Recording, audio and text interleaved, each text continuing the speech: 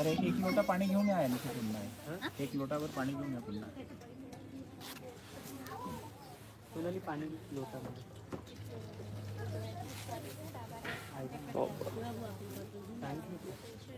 Black वाले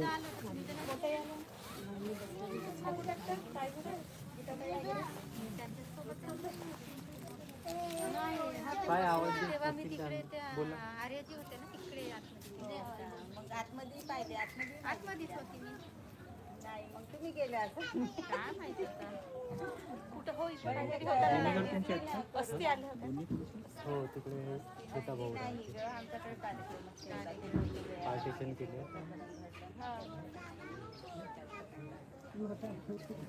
आता परवडीला कोणता मोठा भाऊ आहे सर? काय म्हटलं ते बंद होईल का मला मदत? बंदच आहे आता. सध्या बंदच आहे. त्याचा आवाज येत नाही मला. येत आहे म्हणतो सेलचा प्रॉब्लेम आहे.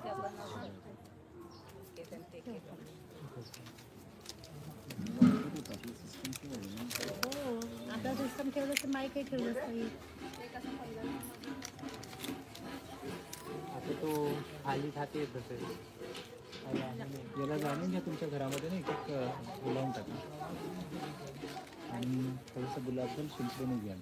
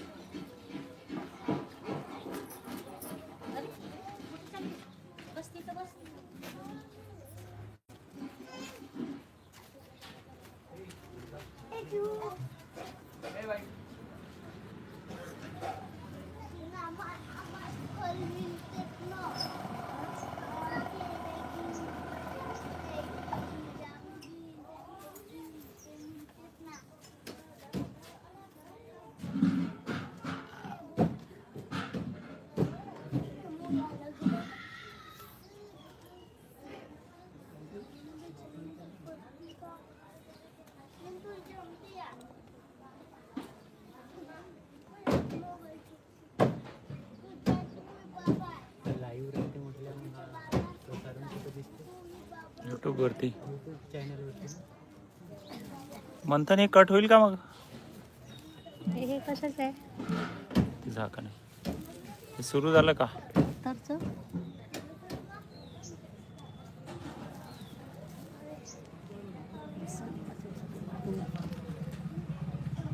काय नाव आहे चॅनल? राजागारो PRA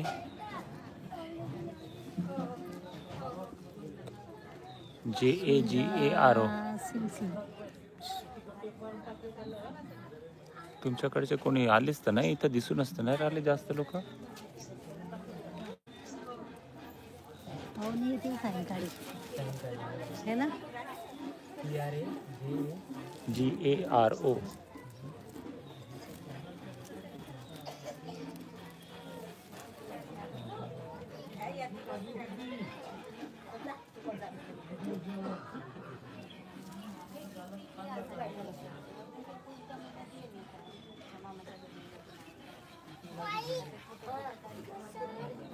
एकदा सर्च करून द्या. सासूचा बर्थडे मग आम्ही सांगितलं नाही का परिसर सांगितलं होतं पाहुणे जेवणाच्या टायमावर.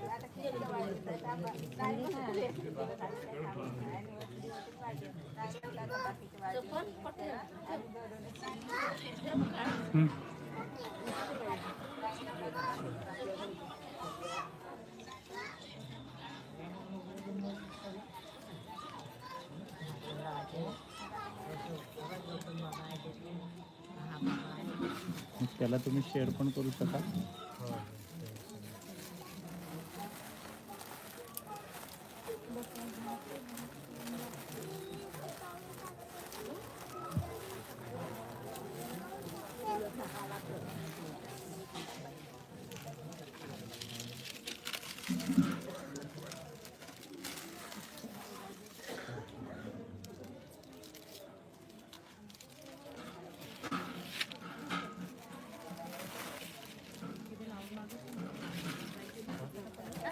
कुठून आणायचं?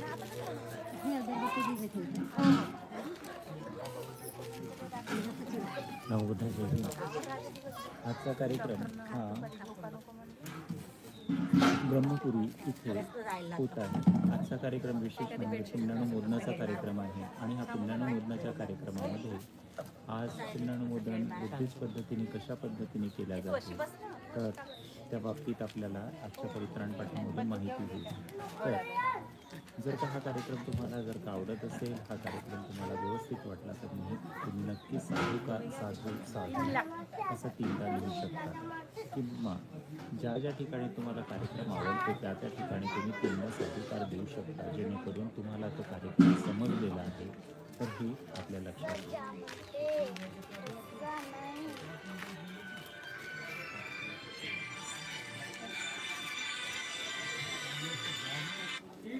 झालं का?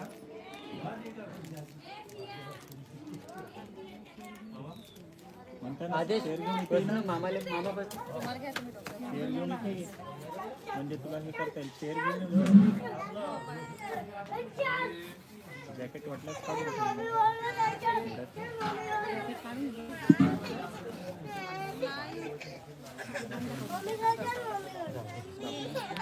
होते.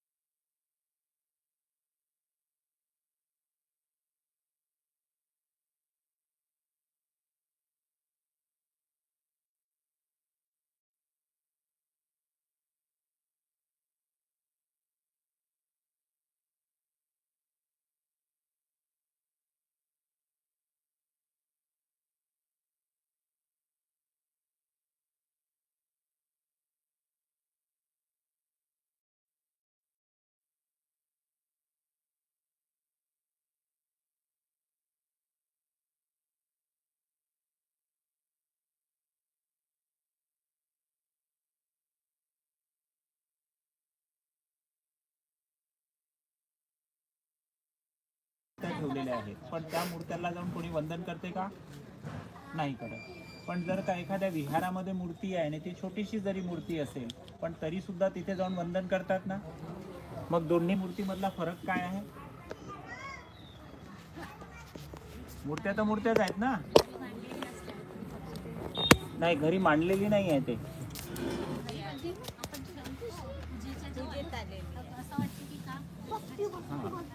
ज्या मूर्त्याची स्थापना होते त्याच मूर्त्यांना वंदन केल्या जाते. ज्या मूर्त्याची स्थापना होते त्याच मूर्त्यांना काय वंदन केल्या जाते, आणि ज्या मूर्त्याची स्थापना होत नाही त्या मूर्त्यांना वंदन केल्या जात नाही. तर आपण आता इथे मूर्ती स्थापनेकरिता एक छोटीशी गाथा वंदना असते, तर ती गाथा वंदना घेऊ, आणि मूर्ती स्थापनेकरिता स्पेशल एक गाथा असते तर ती पण गाथा घेऊ, आणि मग त्याच्यानंतर आपण पुण्यानुमोदनाच्या कार्यक्रमाला सुरुवात करू. तर सर्वांनी एकमेकाला असा हात टच करायचा आहे.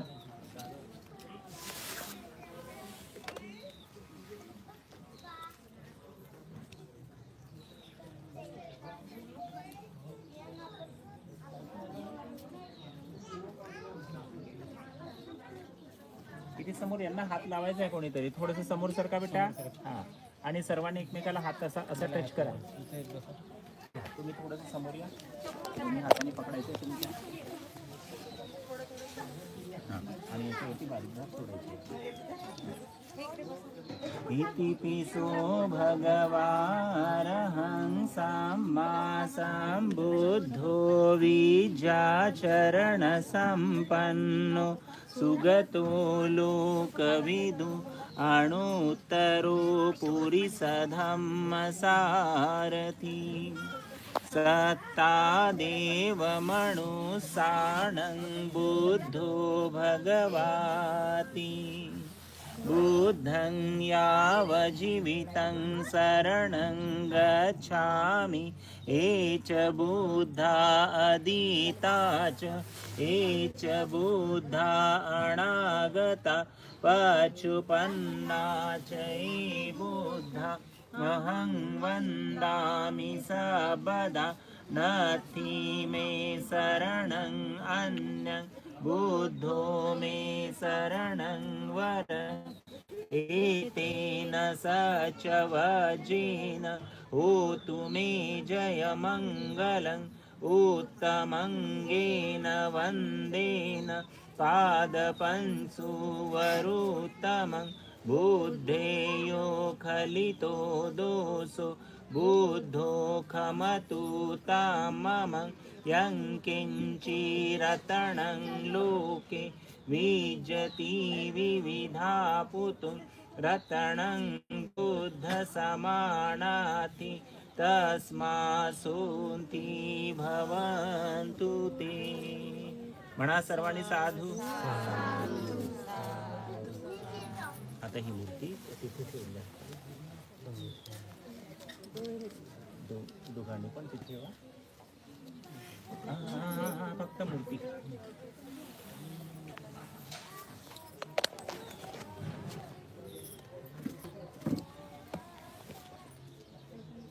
आणि ते फक्त त्या हातामध्ये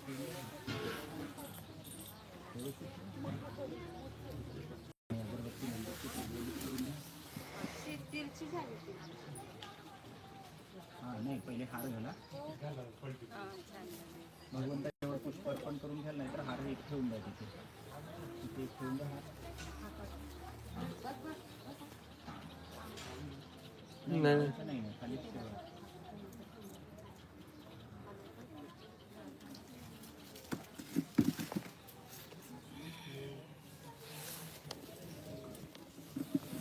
बाबासाहेबांच्या फोटोला हार घालायचा. तिकडून नाही, बाबासाहेबांच्या फोटोला इकडून.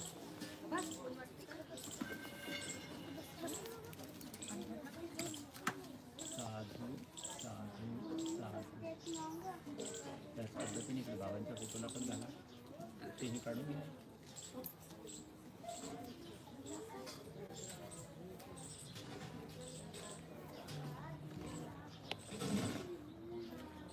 अगरबत्ती मोमबत्ती प्रज्वलित करून घ्या.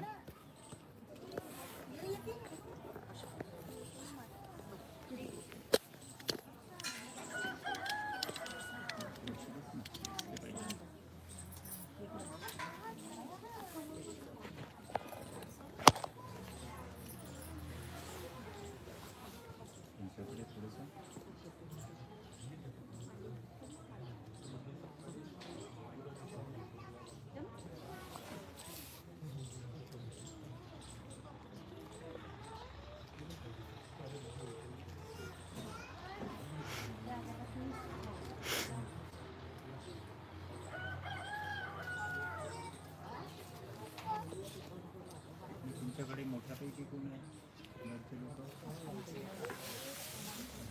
घरी काकाजी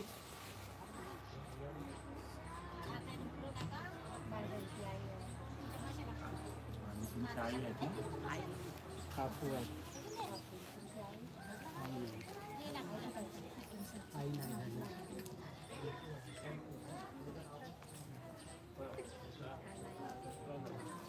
पुष्प अर्पण करून घ्या तुम्ही पण. काकू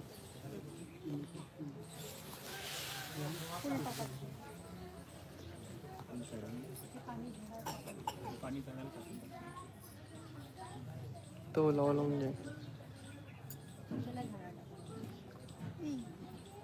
ते बाजूला करते दादा.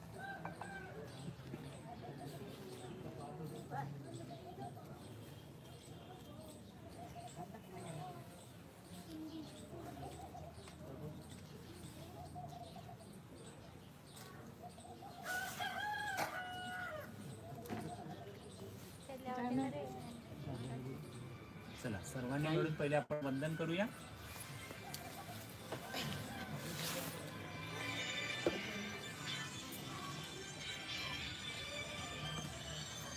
बस सर्वांनी मिळून वंदन करू.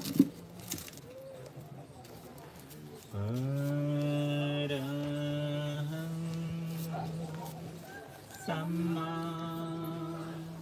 संबुद्धो भगवा बुद्धं भगवन्तं अभिवादी. वंदन.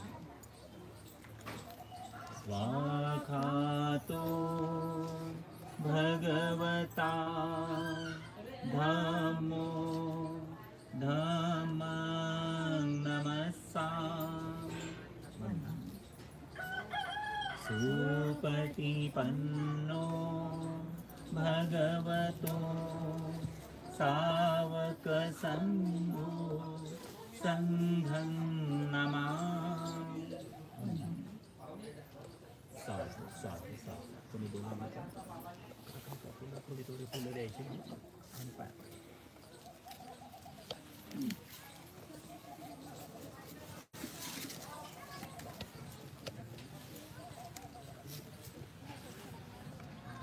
इकडे काकू असतील ना त्यांना द्या. माता पितू पठाणो उत्तदार ससंघो अनाकुलाच कमंता एतं मंगल उत्तमं एतं मंगल उत्तमं. आणि ह्या गाथेनुसार तथागत भगवान गौतम बुद्ध म्हणतात की तुम्ही कुठल्याही देवी देवताची पूजा अर्चना करू नका, किंबहुना माझीही पूजा अर्चना करू नका.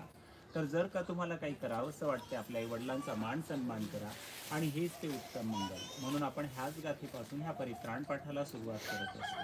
तर आजचं परित्राण पाठ म्हणजे बाबांचा दिवस आणि पाच वर्ष पूर्ण होत आहेत आजच्या दिवसाला. म्हणून आपण त्यांच्याकरिता पुण्यानुमोदन करत आहोत, म्हणजे त्यांची आपण आठवण करत आहोत. आजच्याच दिवसाला ते आपल्यामधून निघून गेलेले होते आणि तो दुःखद अवसर आजचाच होता.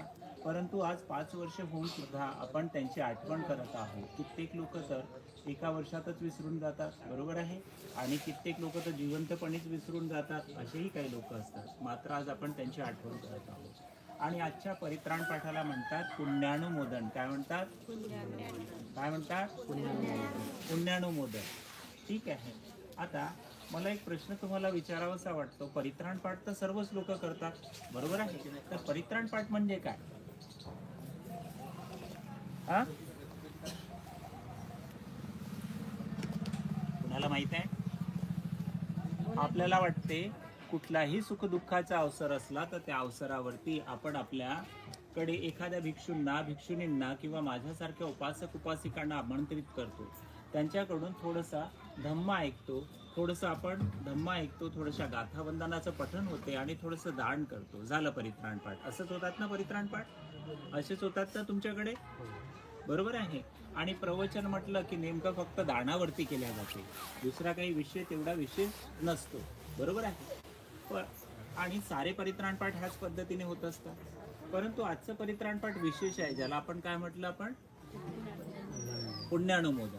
पुण्यानुमोदन म्हणजे आपल्या घरचा एखादी व्यक्ती, प्रिय व्यक्ती जेव्हा आपल्याला सोडून जातो, तेव्हा आपण त्याच्या 3ऱ्या दिवसाच्या अवसरावरती, 40 दिवसाच्या अवसरावरती, वर्षामध्ये जे परित्राण पाठ घेतो आणि त्या परित्राण पाठामध्ये सर्वात शेवटी त्या कलशातून पाणी पण सोडतो. बरोबर आहे. तर असं जे परित्राण पाठ असते त्याला काय म्हणतो आपण, पुण्यानुमोदन. बरोबर आहे, पुण्यानुमोदन. आणि आजपर्यंतची परित्राण पाठ खुल्या डोळ्याने झालेत, मात्र आजचं परित्राण पाठ बंद डोळ्याने होणार आहे. सोबतच आजच्या परित्राण पाठामध्ये तुम्हाला संकल्प करायचा आहे. परित्राण पाठ फक्त परित्राण पाठ म्हणजे गाथावंदनाचं पठण नाही, तर परित्राण पाठ म्हणजे आपण हे परित्राण पाठ कुठल्या उद्देशाने, कुठल्या हेतूने, कशासाठी घेत आहोत, तो उद्देश हेतू मनामध्ये ठेवणे, त्याला म्हणतात सम्यक संकल्प. म्हणा. आणि हा संकल्प काय, घरात सुख शांती समृद्धी, चांगलं आरोग्य, आपण रोगमुक्त असावं, दुःखमुक्त असावं, आणि ज्या निमित्ताने आपण हे परित्राण पाठ घेत आहोत तर ते निमित्त आपलं साध्य व्हावं. तर आजचं मुख्य परित्राण पाठ बाबांच्या करिता आहे. बरोबर आहे. तर आज आपण ह्या परित्राण पाठामधून ज्या काही गाथावंदनाचं पठण करू, जो काही धम्मश्रवण करू, तर तो धम्मश्रवण केल्यानंतर तुम्ही जे काही कुशल कर्म अर्जित करणार आहात ते त्यांना आपण समर्पित करणार आहोत सर्वात शेवटी. आलं लक्षात? तर आजच्या परित्राण पाठामध्ये तुम्हा सर्वांना काय करायचं आहे, संकल्प करायचा आहे की हे तथागता, आम्हाला आजच्या परित्राण पाठामध्ये असं काही मार्गदर्शन मिळू दे की ज्याच्याने सर्वांचं कल्याण होईल, सर्वांचं मंगल होईल, आणि आमच्या जीवनात जे काही प्रॉब्लेम्स आहेत, समस्या आहेत, तर त्या समस्येचं निदान होईल. ठीक आहे. आणि हे परित्राण पाठ जवळपास आपला अर्धा तास तरी चालणार आहे. तर हा अर्धा तास तुम्ही इथेच बसा, व्यवस्थित बसा. बरोबर आहे. अर्धा तास, जेणेकरून तुम्हाला, जसं आता ह्या बागडे परिवाराने मला तिथून आमंत्रित केलं, मी नागपूरवरून आलोय, आणि मी कोण आहे माहित आहे का तुम्हाला? पहिल्यांदा पाहत आहे ना तुम्ही, पहिल्यांदा बघत आहात. मी लग्न यांचं 5 वर्षा पहिले लग्न लावलेलं होतं, एवढी तुमची माझी ओळखी. परंतु मी 4 TV चॅनलवरती आहे, आवाज India, Mahabodhi, Lord Buddha, DMC. ठीक आहे. ह्या 4 TV चॅनलवरती आहे. आणि हा जो कार्यक्रम तुम्ही पाहून राहिलेले आहे, तर हा कार्यक्रम तुमच्या मोबाईलवरती आता सुरू आहे, तुमच्या मोबाईलवरती सुरू आहे. हा कार्यक्रम जरी संपेल तरी सुद्धा तुमच्या मोबाईलवरती अवेलेबल राहील. यांचे सर्वांचे फोटो असे घेशील तर सर्वांचे चेहरे तुम्हाला दिसणार आहेत, आणि सर्व जितके लोक इथे उपस्थित होते ते सर्वच्या सर्व लोक तुम्ही दिसणार आहात. ठीक आहे. असं जवळून घेऊन घेशील. तर ह्या कार्यक्रमाला तुम्ही बघा, त्याला व्यवस्थित बघा, आणि व्यवस्थित बघितल्यानंतर कसं आहे, हा कार्यक्रम तुम्हाला जसा आवडतोय तर तिथे बाबांच्या पुण्यात्म्यात शांती लाभावी याच्याकरिता काय लिहायचं आहे, साधू साधू साधू. ठीक आहे. साधू साधू साधू असं लिहायचं, आणि तुम्हाला जिथे आवडेल तिथे साधूकार द्यायचा आहे. तर आजच्या कार्यक्रमामध्ये विशेष करून मी तुम्हाला परिचय याच्यासाठी दिला, जेणेकरून तुम्ही लवकरात लवकर तुम्हाला याच्यातून काही फायदा पण होईल, आणि तुम्ही व्यवस्थित त्या गोष्टी श्रवण करणार. झाला का तुमचा सिस्टम? बांधून घ्या तेवढा.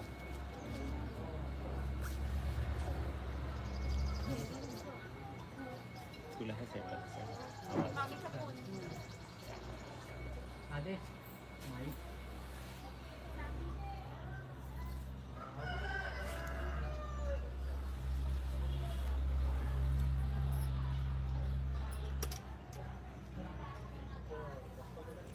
आणि आताच आपण मूर्तीसाठी एक गाथावंदना तर बोलली होती, पण आताही ती मूर्ती तशीच ठेवलेली आहे. तिची स्थापना झालेली नाही. स्थापनेकरिता एक विशेष अशी गाथा असते. तर मी ज्या पद्धतीने म्हणेल, तर माझ्यानंतर तुम्हा सर्वांना म्हणायचं आहे, स्थापनेकरिता एक गाथा आहे. सर्वांनी हात जोडून घ्या, आणि मी ज्या पद्धतीने म्हणत आहे तर त्या पद्धतीने तुम्हाला म्हणायचं आहे. इदं बुद्धं बिंबं सब्देहि देवमनुस्येहि पूजेतु इमस्मि विहारे इमस्मि घरे प्रतिष्ठापेमि. इदं बुद्धं बिंबं सब्बेहि देवमनुष्यैहि पूजेतु इमस्मि विहारे इमस्मि घरे प्रतिष्ठापेमि इदं बुद्धं बिम्बं सब्बेहि देवमनुष्यैहि पूजेतु इमस्मि विहारे इमस्मि घरे प्रतिष्ठापेमि इदं मे पुय्यं बोधियाणं पटिलाभाय सवन्तु ते इदं मे पुय्यं बोधियाणं पटिलाभाय सवन्तु ते इदं मे पुय्यं बोधियाणं पटिलाभाय सवन्तु ते. म्हणा तीनदा साधू. आणि ह्या गाथेचा अर्थ असा निघतो की आज आमच्या घरी ह्या बुद्ध रूपाची स्थापना आम्ही करत आहोत. जो कोणी देव मनुष्य इथे येईल आणि त्या बुद्ध रूपाची पूजा अर्चना करेल त्या सर्वांचं कल्याण हो, सर्वांचं मंगल हो. म्हणा साधू.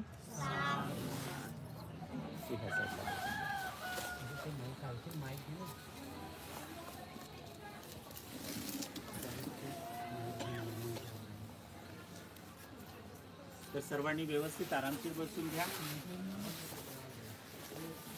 पाठीला सरळ करा.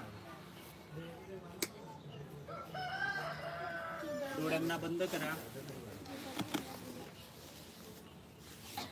मनाला चित्ताला शांत करा.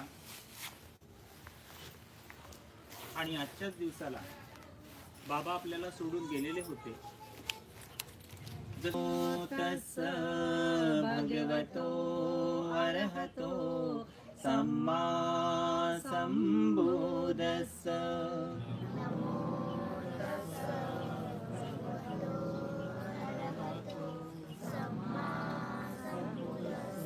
नमो तस्स भगवतो अरहतो सम्मा संबुद्धस्स.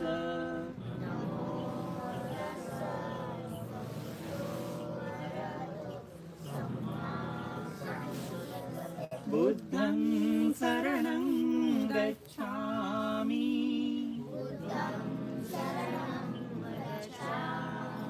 धम्मं शरणं गच्छामि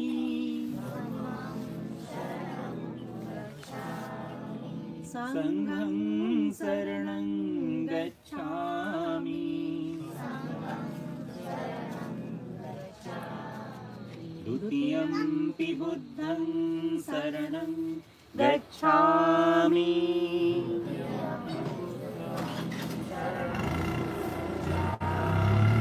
द्वितीयंपि धम्मं शरणं गच्छामि.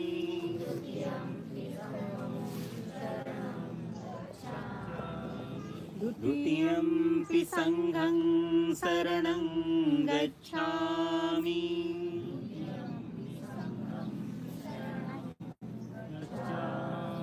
तृतीयंपि बुद्धं शरणं गच्छामि.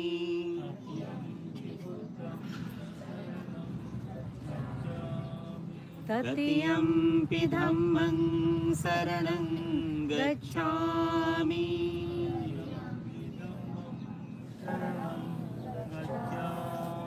तृतीयंपि संघं शरणं गच्छामि.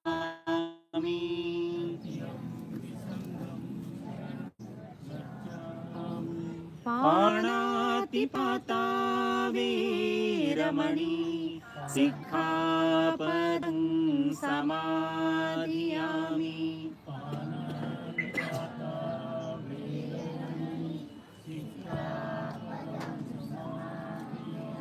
अदिन्नादाना वेरमणि सिक्खापदं समादियामि.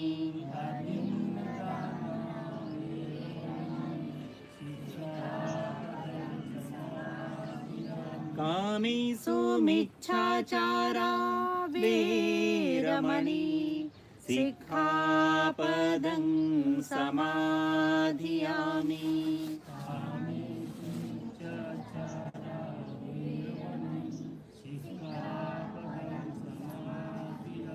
मुसावादा वेरमणि सिक्खापदं समाधियामि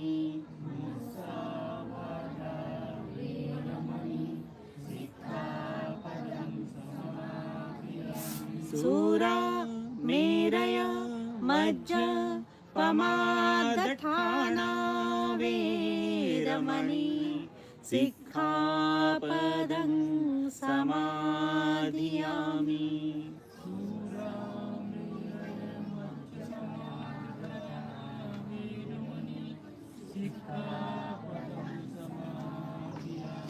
सबपापस्य अकरणं कुशलस्य उपसम्पदा सचित्तपरियोदपनं एतं बुद्धानुशासनं साधु साधु साधु. सर्वांनी डोळ्यांना बंदच ठेवा, मनाला चित्ताला शांत ठेवा आणि मनोमन बाबाच्या पुण्यात्म्या शांती लाभावी याच्याकरिता संकल्प करा आणि शांत चित्ताने पुढले 5 मिनिटे ह्या गाथा वंदना ऐकत चला. ऐकता ऐकता मग्न होऊन जा.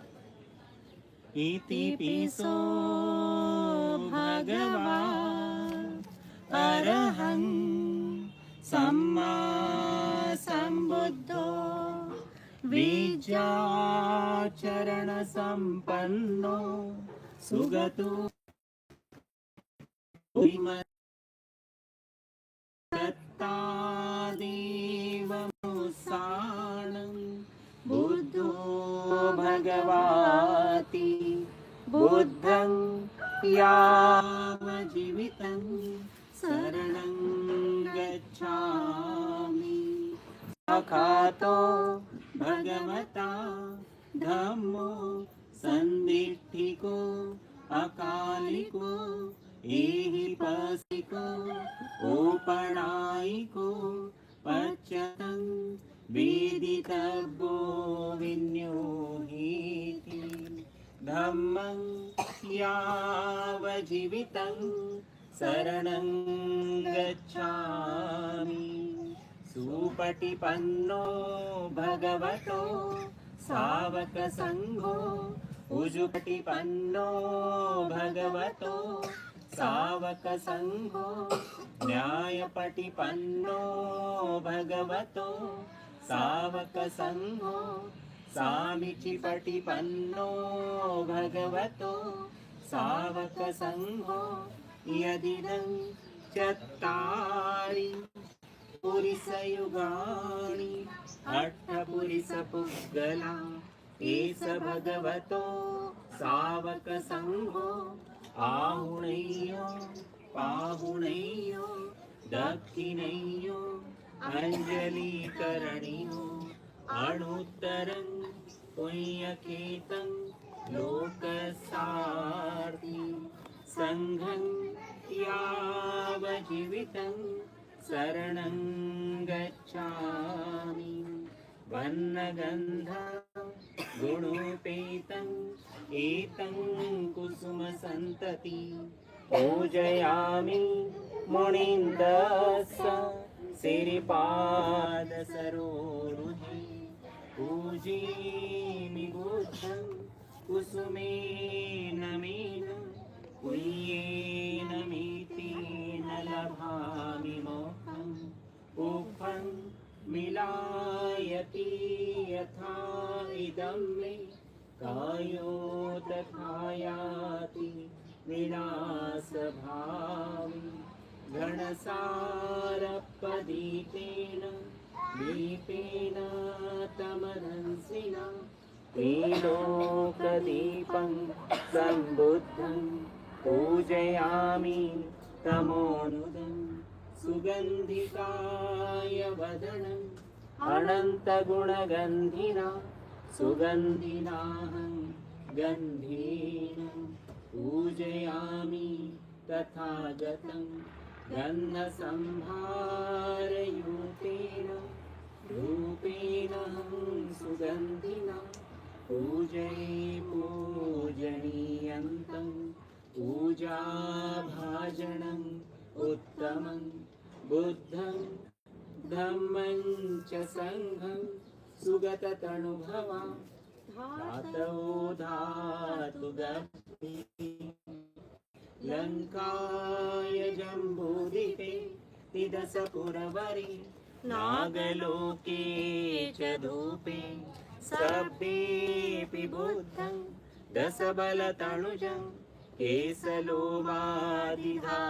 वन्दे सभ्येऽपि बुद्धं दशबलतनुजं बोधिचेतियं नमामि वन्दामि चेतियं सब्बठाणेषु पतिति शारीरिकधातु महाबोधि बुद्धरूपं सकलं सदा सकलं सदा सकलं सदा साधु साधु साधु.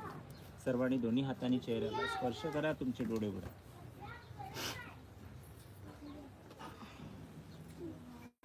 हे सर्वांच्या हातात जाऊ द्या.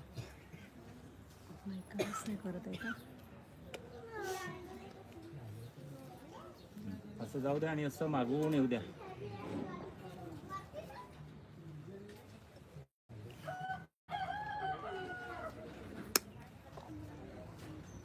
आणि इथे आपण रतनसुक्त घेत आहोत, जे तथागत भगवान गौतम बुद्धांनी आपल्या सर्वात पहिल्या परित्राण पाठामध्ये घेतलेलं होतं. त्या रतनसुक्तामध्ये रतनसुक्त कसं काय घेतलं आणि पहिलं परित्राण पाठ कसं काय झालं, तर त्याच्या बाबतीत मी तुम्हाला थोडक्यामध्ये माहिती देऊन देतो. तथागत भगवान गौतम बुद्ध श्रावस्तीच्या जीवनारामध्ये राहत होते आणि त्याच्या बाजूलाच एक वैशाली नगर होतं. त्या वैशाली नगरामध्ये मागच्या 20 वर्षापासून पाऊसच पडलेला नव्हता, अकाल पडलेला होता. अशा अवस्थेत काय करावं काही सुचत नव्हतं. आणि तिथला जो पंतप्रधान आहे राजाला म्हणतो, राजा इथे जवळच तर भगवंताचं वास्तव्य आहे, कित्येक लोक भगवंताकडे जातात, मग तुम्ही का जात नाही, तुम्ही त्यांना आपल्याकडे का आमंत्रित करत नाही. आणि त्यांची ती गोष्ट ऐकून तो राजा भगवंताकडे खूप साऱ्या भेटवस्तू घेऊन जातो. त्या भेटवस्तू भगवंतांना देतो, त्यांना वंदन करतो आणि छोटंसं निवेदन करतो आणि म्हणतो की तथागता, आपण आपल्या संपूर्ण भिक्षू संघासोबत आमच्याकडे आमंत्रित आहात, आमच्याकडे यावं आणि भोजन घ्यावं. कारण भिक्षूंना कशासाठी बोलवल्या जाते, भोजनासाठी. परंतु भिक्षूंना भोजनाचा टाइम कोणता असतो, 12च्या आतमध्ये, बरोबर आहे. तो हा टाइम नसतो. भिक्षूंना बोलवायचा 12च्या आतमध्ये, म्हणजे त्यांना भोजन दान करता येईल. तर भगवंतही स्मित हास्य करतात आणि होकार देतात की मी येईल. त्यांनी आता आश्वासन दिलं मी येईल म्हणून. ते गेले नाहीत आणि जो दिवस त्यांचा यायचा तय होतो त्या दिवसाला त्यांच्या पोहोचायच्या अगोदर इतका धोधो पाऊस पडतो की त्या नगरातलं संपूर्ण वातावरणच बदलून जाते.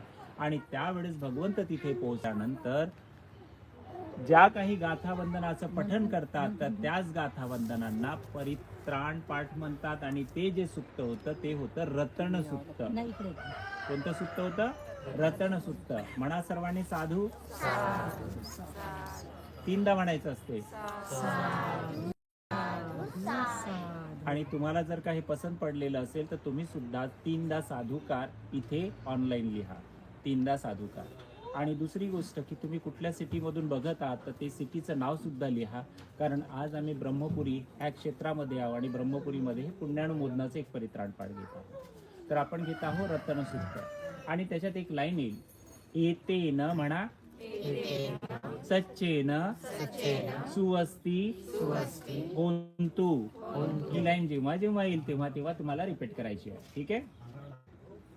यानी भूतानी समागतानी भूमानि वायानि अनंतलिखे सब्बेव भूता सुमना भवन्तु अथोऽपि सकच शृण्वन्तु भासितं तस्माहि भूता निसामेथ सब्बे मेथं करोथं मानुषीयापजाय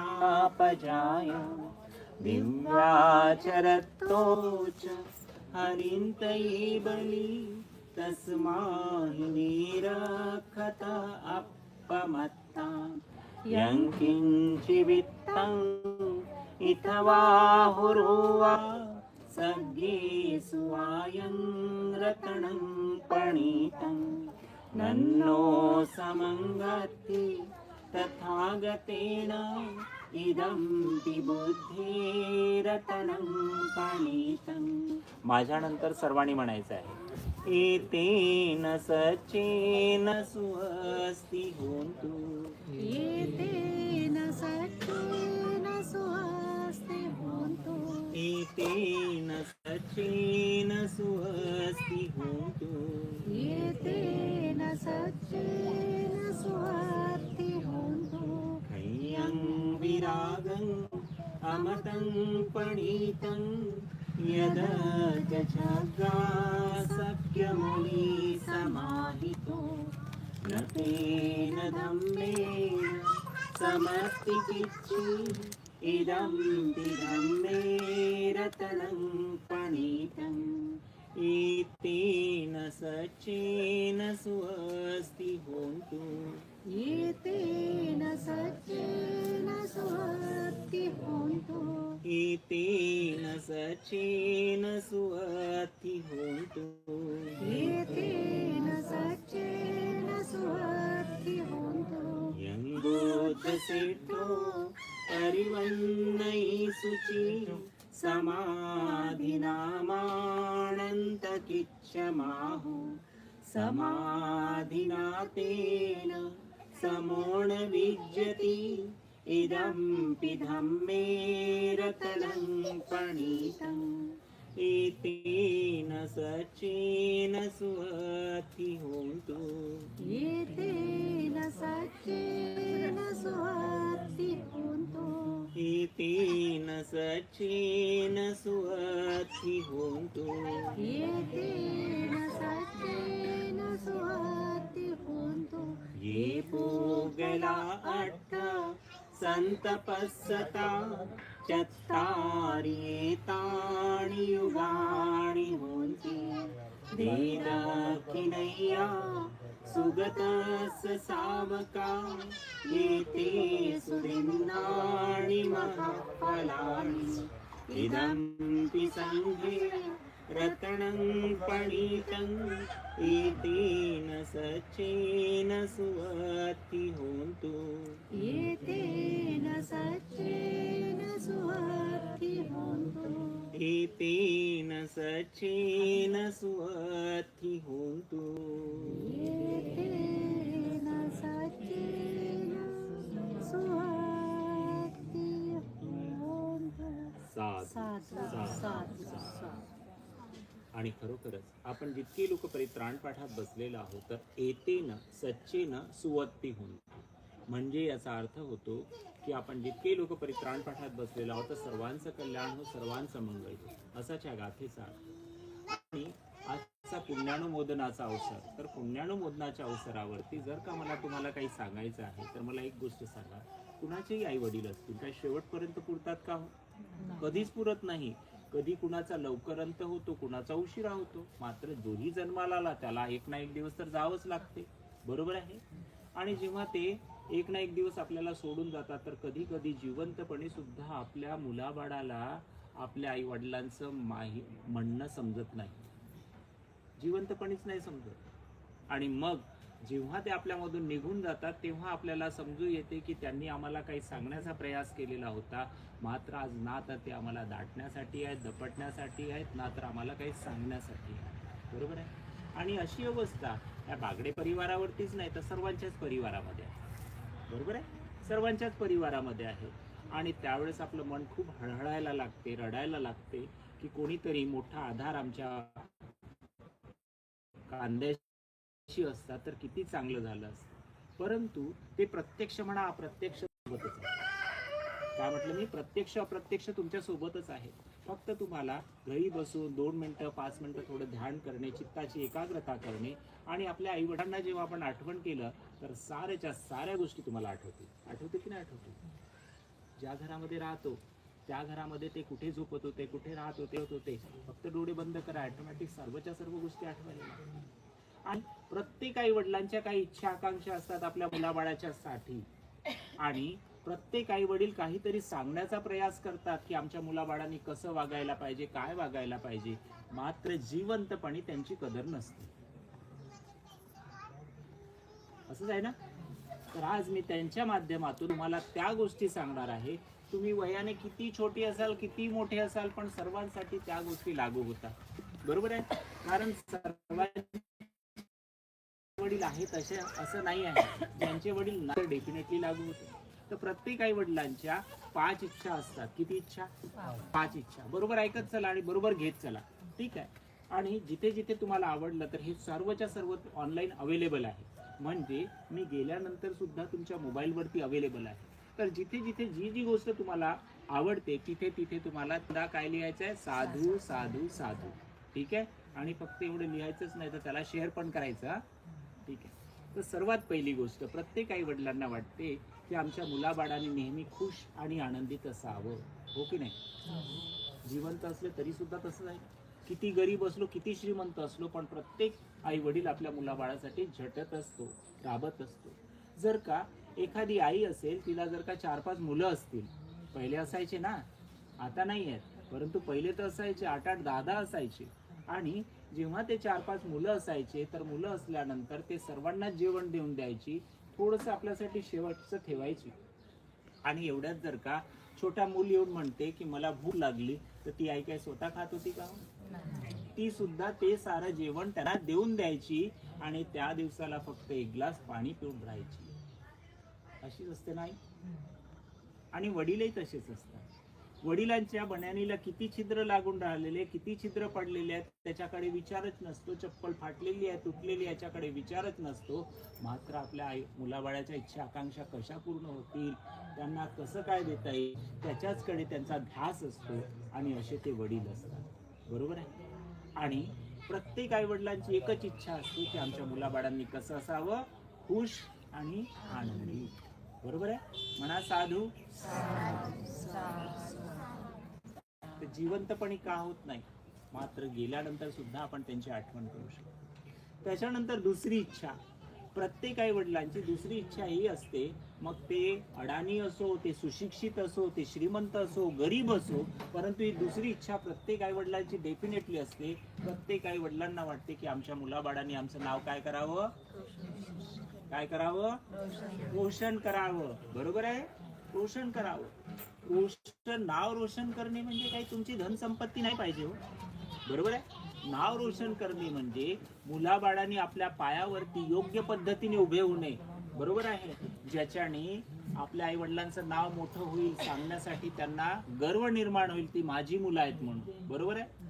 तर असं गर्व निर्माण व्हायला पाहिजे, असं काही कृत्य आपलं असायला पाहिजे. मला एक गोष्ट सांगा, आताच आपण भगवंताच्या मूर्तीची स्थापना केली. यांचं नाव काय होतं? सिद्धार्थ गौतम बुद्ध. आणि त्यांना म्हणतात काय? तथागत भगवान गौतम बुद्ध. बरोबर आहे? दोन्हीमध्ये तुम्ही गौतम शब्दाचा उच्चार केला, पण गौतम त्यांचं नाव होतं का? कुणाचं नाव होतं? मग गौतम बुद्धाची मूर्ती म्हणतो ना आपण, पण गौतम बुद्धाची गौतमच नाव नाही होतं त्यांचं.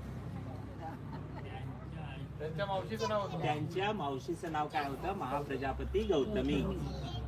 बुद्धांना म्हणजे त्यांचं नाव जुनं काय होतं? सिद्धार्थ होतं. पण जेव्हा त्यांना बुद्धत्व प्राप्त झालं आणि कित्येक देशामध्ये त्यांचं नाव अजरामर झालं, तर तिथे बालपण त्यांचं जिथे गेलं, तर ते जे नगर होतं कपिलवस्तू, काय नाव होतं? त्या कपिलवस्तूमध्ये राहणारे लोक त्यांना त्यांच्या नावाने नाही ओळखायचे, तर ते म्हणायचे तो बघा गौतमी पुत्र, किती मोठं नाव केलं, किती मोठं नाव केलं. असंच तुमच्यापैकी खूप मुली बसलेल्या आहेत आणि भेटायला, तर तुमचं पेपरमध्ये काय येईल? फोटो येईल. बरोबर आहे? राहणारे लोक तुमच्या नावाने नाही ओळखणार, तर फला व्यक्तीची मुलगी ह्या वर्षाला मॅरिट आली असं म्हणतील की नाही? समजून चला, एखाद्या मुलाला नोकरी लागली तर आपण काय म्हणतो? फला व्यक्तीच्या मुलाला नोकरी लागली. बघा तसं तुम्हाला वागायचं आहे बरं असं म्हणतो की नाही. त्यालाच आपण काय म्हणतो, नाव रोशन करणे. नाव रोशन करणे. तुमची धनसंपत्ती नाही पाहिजे, ठीक आहे. तुम्ही तुमच्या पायावरती योग्य पद्धतीने उभे व्हा, जेणेकरून कुणालाही सांगायला, आपल्या मुलाबाळाच्या विषयी सांगायला त्यांच्यामध्ये काय होईल, गर्व निर्माण होईल. तर हे होती दुसरी इच्छा. म्हणा साधू. आता तिसरी इच्छा. तिसरी इच्छा, प्रत्येक आई वडिलांना वाटते की आमच्या वंशाला एखादी काय पाहिजे हो, काय पाहिजे, दिवा पाहिजे, मुलगा पाहिजे तर दिवा पाहिजे. आणि मुलीला काय म्हणायचं,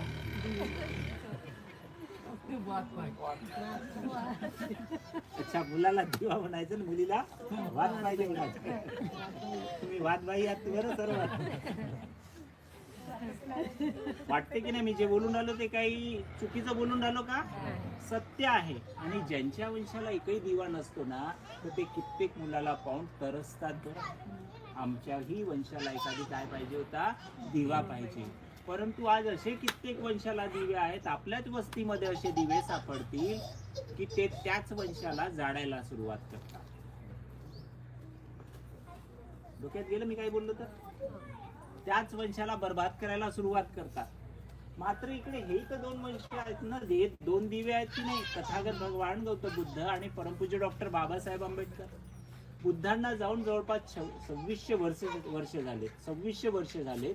आणि परमपूज्य डॉक्टर बाबासाहेब आंबेडकरांना जाऊन एकूण 70 वर्ष जवळपास होत आहे. पण तरी सुद्धा आज आपण त्यांची आठवण करतो. का आठवण करतो, कारण त्यांनी स्वतःचा विचार न करता दुसऱ्यांचा विचार केला आणि म्हणून आजही आपण त्यांची आठवण करतो. बरोबर आहे. हेही तर दोन दिवे आहेत. आणि तुमच्या नगरामध्ये, तुमच्या एरियामध्ये कोणाचं नाव आहे का हो यांच्या नावावरती, गौतम आणि भीमराव? ऐकलेलं आहेत का सर, गौतम आणि भीमराव? आणि आहेत ना, अच्छा म्हणजे कुठे ना कुठे आहेत. बरोबर आहे. तुमच्या ओळखीचे, परिचयाचे, तुमच्या नगरात राहणारे गौतम आणि भीमराव नाव ऐकलेलं आहे. त्यांच्या आई वडिलांनी हे नाव काढून ठेवलेलं असेल. काहीतरी गुण त्यांच्यातले त्यांच्यामध्ये उतरतील आणि ते सुद्धा त्यांच्यासारखे काय करतील, वागायला सुरुवात करतील. बरोबर आहे. परंतु हेच भीमराव आणि हेच गौतम जर का दारूच्या भट्टीवरती भेटत असतील,